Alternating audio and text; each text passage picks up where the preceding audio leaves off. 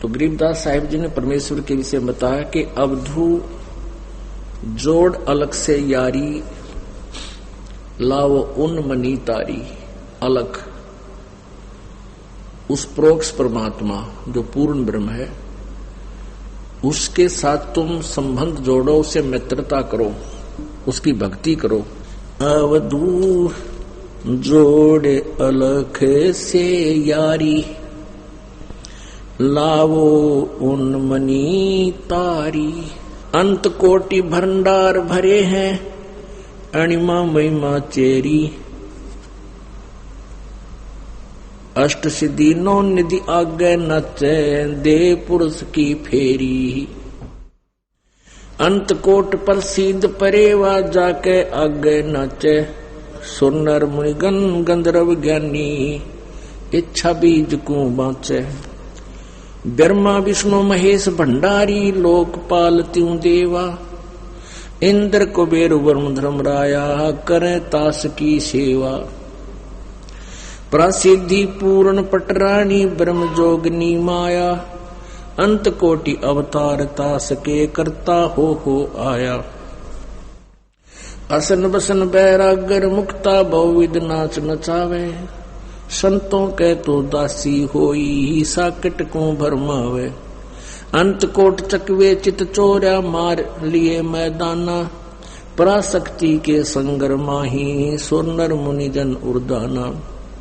रावण राज रसातल मेला, 33 कोट छुटाए। एक रति कंचन नहीं पाए, लंका कोट पराए। पल में हंसा पारिंग होवे, छिन में छार उड़ावे। गरीबदास करता की बाजी, भेद नहीं कोई पावे। अवधू पार बरम को जावो, ये गुण तहां समावो।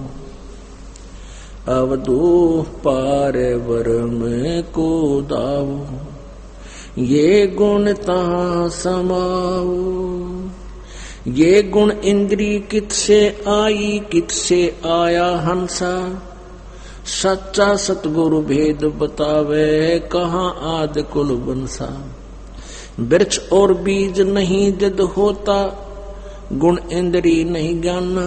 5 तत्व नहीं पिंड ब्रह्मंडा, तब होता यो कहाँ समाना। जब तब कर्म कांड नहीं काया, दम दे ही नहीं देवा। भक्ति न शक्ति स्वरूप न सुमरण, कौन पुरुष की सेवा। जोग न भोग संजोग न संजम, ओंकार नहीं अध्याय। सतगुण तम गुण रजगुण नाही, पिंड प्राण न खुजा। 24 तत् कहाँ रहते, इनकी आद बताओ। इनका जवाब नहीं आवे, तो झोड़ी झंडा ठाओ।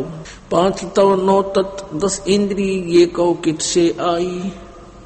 जैते भेख धरा दरवेसा, तो इनकी आद बताई। 24 तत् का पिंड शरीरा, 25वां तत् न्यारा। 26 तत् के कुंजो पावे, तो सबका करे विचारा। सतगुण तम गुण रजगुण कहिए, ओहम सोहम सारम। ये 30 तत् सम कर शोधै, सो पर ले से पारम। ब्रह्मा जुग 36 बुलाने, ताही लख्या नहीं मर्मा। गरीबदास गतमत को पावे, भूल रहे घट गर्मा। अब गरीबदास जी क्या बता रहे हैं कि अवधू वो पार परम को ध्याओ। एक तो ब्रह्म, एक पर ब्रह्म, एक पार ब्रह्म। पार ब्रह्म होता पूर्ण ब्रह्म। पार माने सबसे परले पार, सबसे लास्ट वाला भगवान, पूर्ण ब्रह्म। उसकी भक्ति करो। अवधू ऐसा आत्म ज्ञान, नूर जहूर सकल में साहिब। क्या पूज्य जड़ पासाना, अवधू ऐसा आत्म ज्ञान। नैन बैन श्रवण जिभ्या पर नासा, अगरी नाचे। प्राण ज्ञान से है सो न्यारा, सो पद कोई न बाचे। इंद्र पुलंदर गए सब पर, लो परख किने नी कीन्या। राजपाट की रटने लागी, पेंड परन सबे खीना। ब्रह्मा संख असंख गए हैं, ये शंभु पदम करोड़ी।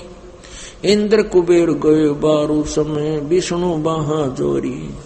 प्राशक्ति परलोके माही होरा आवन जाना। अजर अमर कबीर अविनाशी शब्द अतीत अमाना। अंतकोट अनभय अर्धंगी अनहद नाद बिलाना। सकल रूप परलोके माही रह मूड न ज्ञाना। पारस लोह कला उसी की चंद सूर मठधारी। कच्छ मच कूरम शेष लग परलो करत मुरारी। महाकाल पर मालिक साहेब सतपुरुष अविनाशी।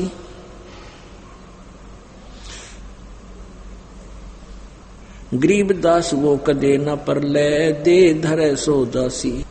परमात्मा ने अपने सूक्ष्म ज्ञान के अंदर बताई है, जो यथार्थ कथा बताई है, उस परमात्मा के द्वारा दिए गए ज्ञान को किसी ने स्वीकार नहीं किया।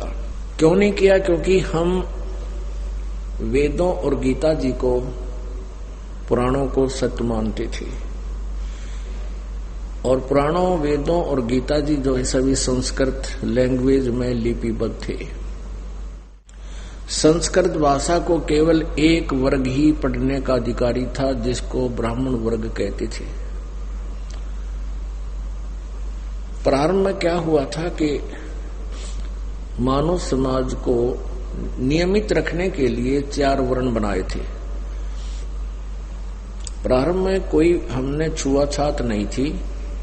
जैसे एक घर में 4 भाई हों, जैसे पहले समय में यह शिक्षा नहीं थी, केवल खेती बाड़ी करा करते, तो उनमें से अपना अलग अलग काम बांट लिया करते। कोई खेत का, कोई वैसे, कोई लेने देने का, कोई घर का।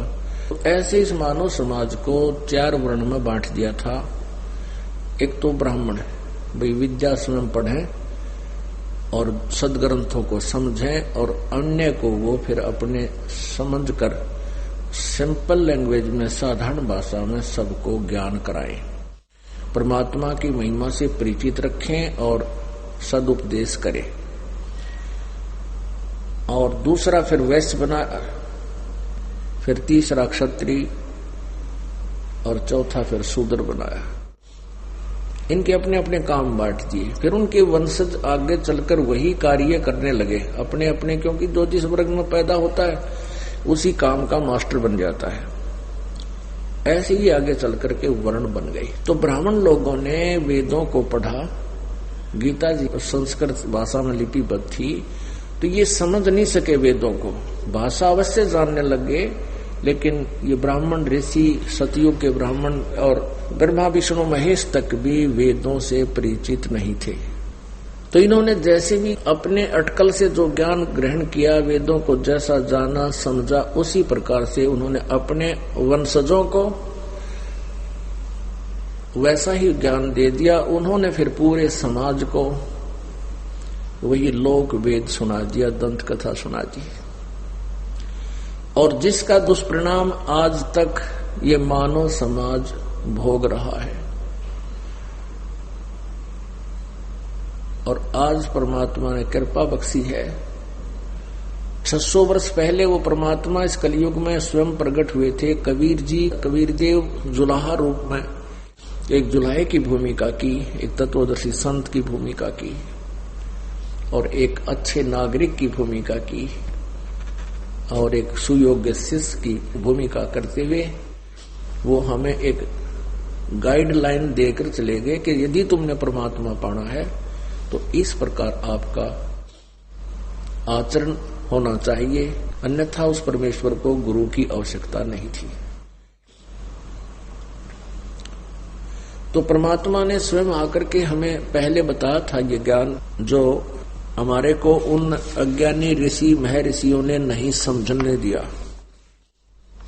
वो ये कह दिया करते थे कि कबीर तो एक ऐसे सिद्ध व्यक्ति है, ये नहीं जानता वेदों और गीता के बारे में, ये झूठ बोलता है, ब्रह्मा विष्णु महेश के बारे में ये गलत जानकारी देता है, क्योंकि ये संस्कृत जानता नहीं, ऊट पटांग बोलता है। तो उस समय हम पूरा मानव समाज अशिक्षित था, उन्होंने इस बात को स्वीकार भी कर लिया कि कबीर जी वास्तव में अशिक्षित हैं, ये संस्कृत भाषा नहीं जानते हैं, और ब्रह्मा विष्णु महेश जी के बारे में ये गलत ज्ञान दे रहे हैं। पुण्यात्माओं, अभी आप जी ने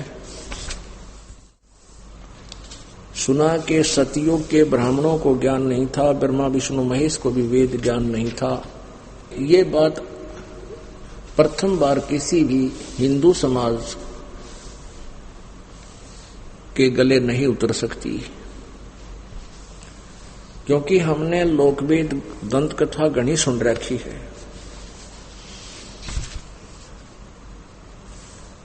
और उस लोकवेद में केवल अज्ञान हमें सुनाया गया है, वेदों और गीता और पुराणों के विरुद्ध हमें ज्ञान सुनाया गया था। उसके लिए हमने थोड़ा सा उन्हीं सदग्रंथों का सहयोग लेना पड़ेगा जिसको हम सत्य मानते हैं।